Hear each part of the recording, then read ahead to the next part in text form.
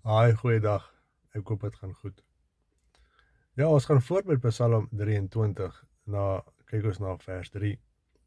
Vers 3 wat vir ons sê: Hy gee my nuwe krag. Hy lei my op die regte paaie tot eer en verheerliking van sy naam.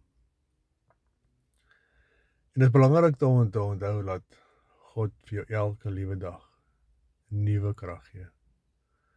Vandag mag vir jou soos 'n berg voor jou lê. Die maand wat kom mag dalk vir jou soos 'n berg voor jou lê. Jy weet nie waar jy al jou geld van af gaan kry om alles te betaal nie. Jou gesondheid lê daaronder, jou gesin lê daaronder, jy lê daaronder. Jy lê soms wakker. God gee vir jou nuwe krag.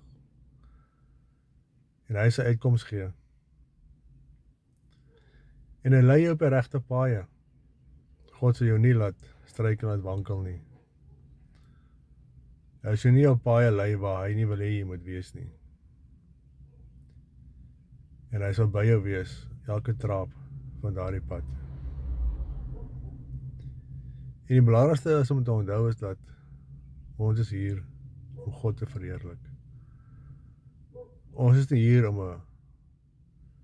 mense te verheerlik nie. Ons is nie hier om mense te impress nie. Ons is nie hier om ons bure te impress met wat ons het nie, ons vriende wat ons het nie. Ons is hier om God te verheerlik. So hy gee my nuwe krag. Hy lei my op die regte paaie tot eer en verheerliking van sy naam. Mag julle 'n goeie week hê en ons gesels in die week weer. Mooi dag en mooi bly. Bye bye.